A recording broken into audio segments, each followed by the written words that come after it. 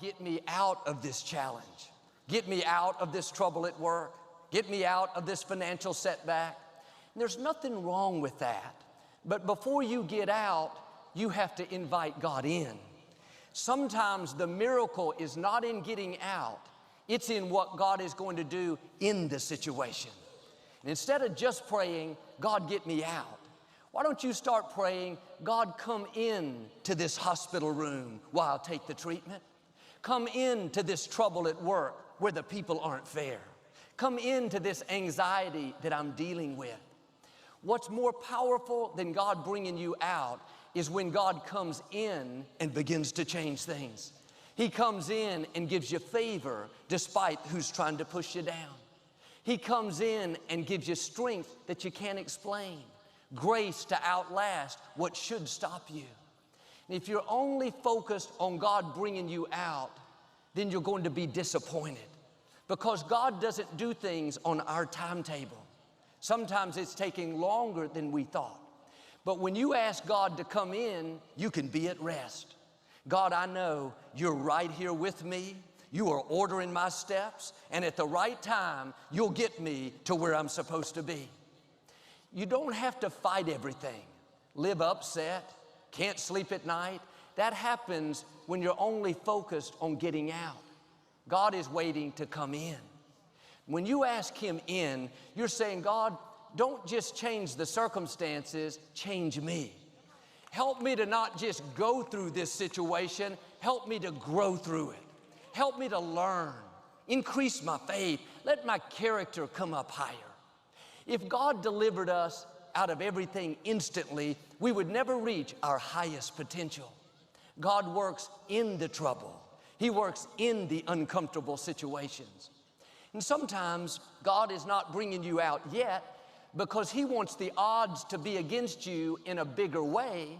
So when He brings you out, it will be a greater miracle. Now, voices will whisper, God doesn't even hear your prayers. That's why nothing's changing. The truth is, God is setting you up to show out in your life. When He brings you out, no one will be able to deny that His favor is on you. God said in Isaiah, when you go through the waters, I will be with you. When you go through the rivers, they will not overwhelm you. When you walk through the fire, you will not be burned. It's interesting that God didn't say, I'll keep you out of every fire. You won't have to face any floods. No, He said the challenges will come. There will be adversities and things we don't understand. But the whole key to this verse is when He said, I will be with you in the fire, in the flood, in the famine. Are you trying to get out of something that God is going to take you through? Are you fighting the process? It's not fair. God, I can't take it anymore. Everything will change if you'll start inviting God into the fire. He's already promised He'll be with you. Maybe He's just waiting for your invitation. The right attitude is, God, I know you're going to bring me out, but in the meantime, I'm asking you to come in to this challenge in my health. Come into this loss I'm going through. Come into this depression that's trying to stop me.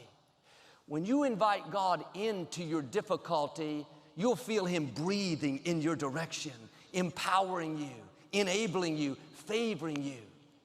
Is it a greater testimony that God kept you out of the fire or that He came with you in the fire and brought you through it? David said, though I walk through the valley of the shadow of death, I will fear no evil. Why? Because you are with me. When you know God is with you, when you've invited Him into your situation, you'll have a smile in the middle of the difficulty.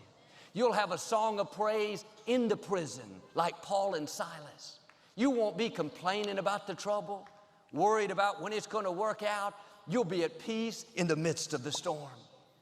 And the reason David didn't live afraid, even though he went through valleys and all kinds of adversities, is he understood this principle to invite God into the trouble. He wasn't just waiting to get out. He knew that God was right there with him. And if you're only praying, God, get me out, you'll be discouraged until it changes. Joel, I can't enjoy my life. I have this child that's off course. I'm dealing with an illness. My finances are low. When it turns around, they don't have a good attitude. You're waiting for God to bring you out while God is waiting for you to invite Him in. You have to do like David. Father, thank you that you are with me right here in this valley. I'm not going to live afraid and worried. I may not see a way, but I know you have a way. Instead of just trying to get out of the valley, out of the trouble, out of the fire, if you'll start saying, God, come in. Let me feel your presence in the fire. Show me your greatness in this trouble. Then you'll have a peace that passes understanding, a joy when you could be discouraged, a hope when you should be distraught. In the scripture, 3 Hebrew teenagers wouldn't bow down to the king's golden idol. The king was so furious, he threatened to have them thrown into a fiery furnace. The teenager said, King, we're not worried. We know our God will deliver us. This made the king even more angry. He had the guards turn up the furnace 7 times hotter than normal. Why did God have the king make the fire even hotter? He wanted it to be a bigger miracle. He wanted the odds to be more against them. The fact is, God could have kept them out of the fire. He's God. He parted Red Seas. He opened blind eyes. Would have been no problem for God to change the king's mind or to help these teenagers escape. But God doesn't deliver us from every fire. Sometimes He'll take you through the fire. The good news is God knows how to make you fireproof. People don't determine your destiny. Bad breaks cannot stop God's plan for your life. Sickness, addictions, unfair situations don't have the final say. Now, don't be discouraged because God didn't keep you out of the fire. God doesn't stop every negative situation. He uses adversities to move us into our purpose. We would never know His power if we were never thrown into a fire, so to speak. You wouldn't know He was a healer if you never had an illness.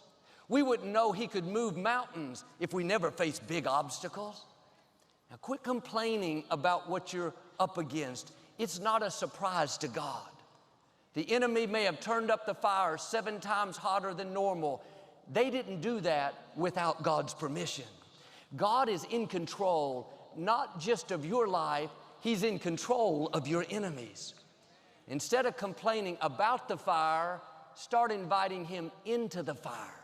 When He's with you, you cannot be defeated. You and God are a majority. He is a supernatural God. He's not limited by the fire, by the floods, by the famines.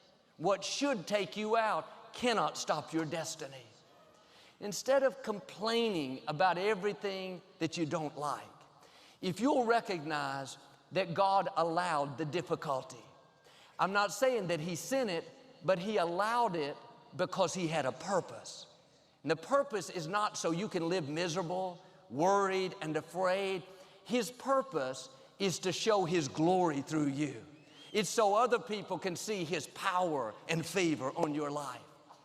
Without great tests, you won't have a great testimony.